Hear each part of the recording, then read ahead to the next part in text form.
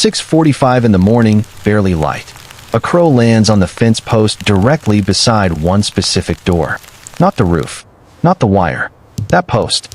It does not make a sound. When the person inside opens that door, the crow lifts, moves 30 feet ahead, and waits. It has done this 4 mornings in a row. It does not do this for anyone else on the street. The question is not why the crow is watching. The question is what it already detected before that door ever opened. Crows do not follow people randomly. When a crow begins tracking a specific individual across multiple blocks, across different mornings, across changing weather and changing light, that behavior is not coincidence, and it is not curiosity. It is recognition. And recognition in a crow means something has registered strongly enough in the bird's memory to trigger a sustained, deliberate response.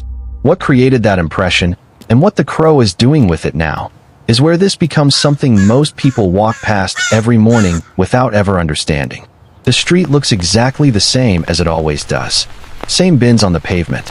Same parked cars. Same weak light coming through the same trees. Nothing appears to have changed.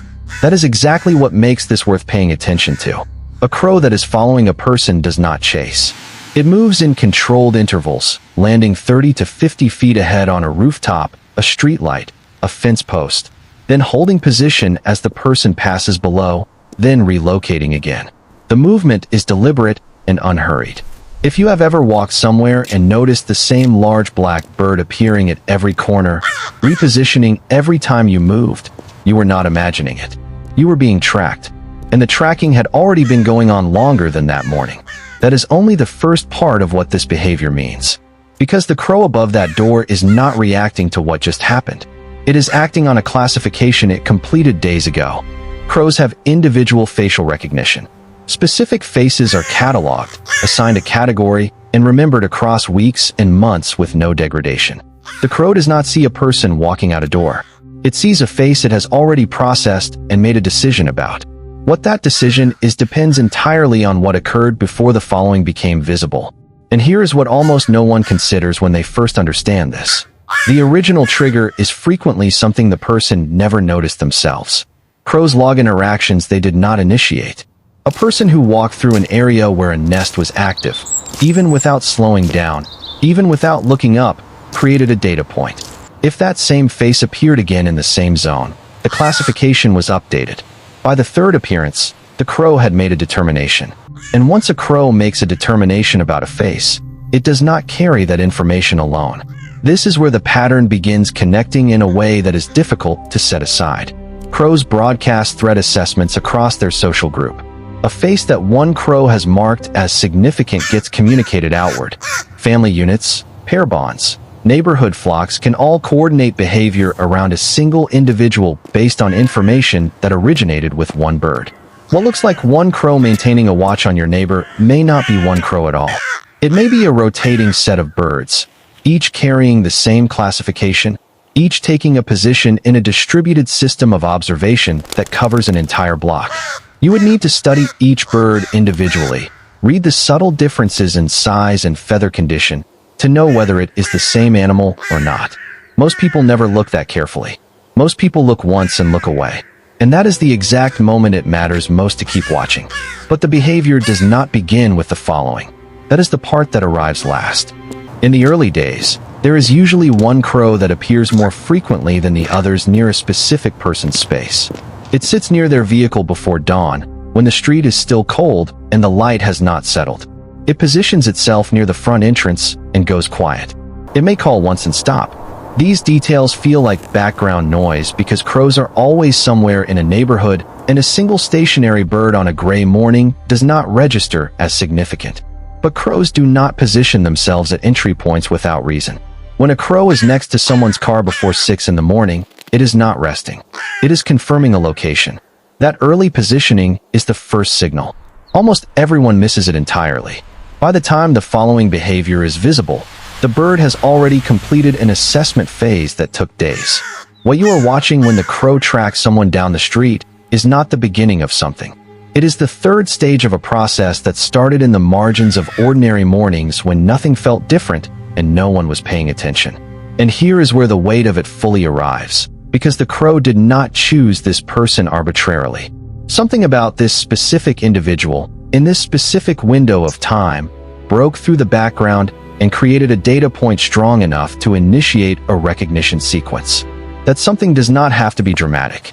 It does not have to be a direct confrontation or a visible action. Crows respond to shifts in behavioral pattern as precisely as they respond to direct threat. And this is the part that changes how you see the situation entirely. People who are carrying something heavy move through space differently. The pace changes. Awareness of the surrounding environment drops. Eye contact with the street, the trees, the structures above decreases.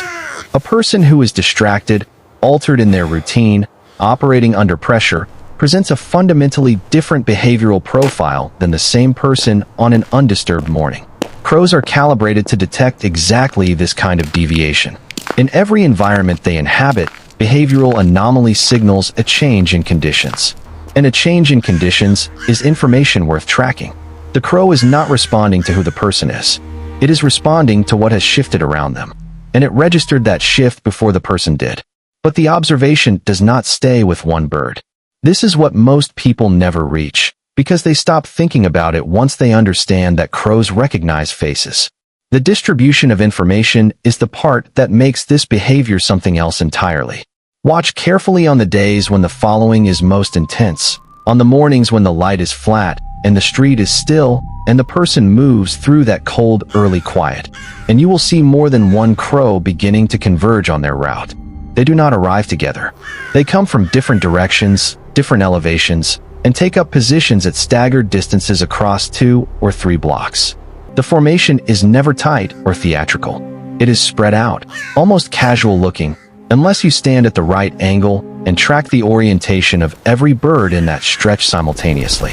When you do, the pattern is unmistakable. Every bird is facing the same individual, and they are silent. This is the detail that stays with people who have seen it. Crows gathered in an urban area are almost never quiet. The silence of a crow assembly is not the silence of absence. It is the silence of something being processed, assessed, finalized. No alarm calls, no aggression, just that spread of dark, still, oriented bodies across the rooftops and wires of an ordinary street, while one person moves below them not knowing they are the center of it. The silence is the part that is hardest to explain and the part that is most important to understand, because it means the assessment phase is complete.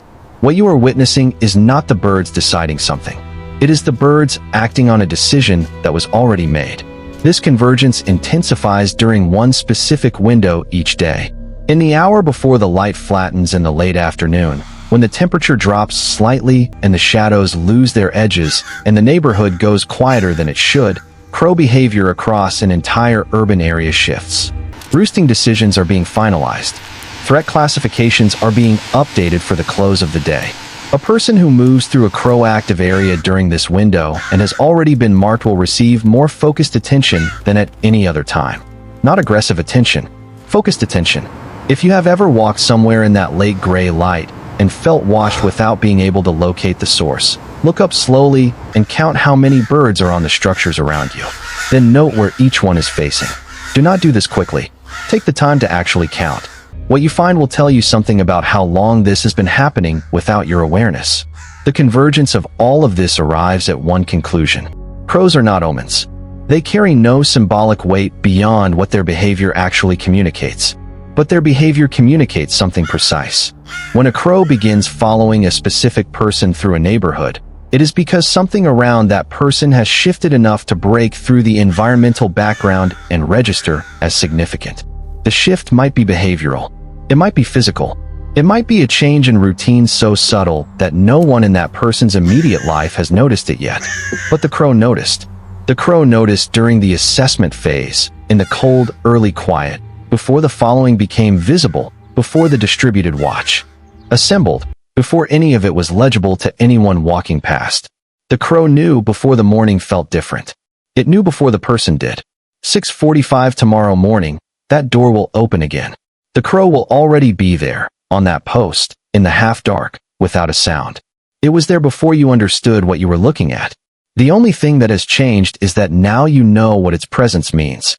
And every ordinary bird you have ever walked past without looking up was doing the same work, reading the same signals, carrying the same information. You were just not watching closely enough to see it. You will not make that mistake again.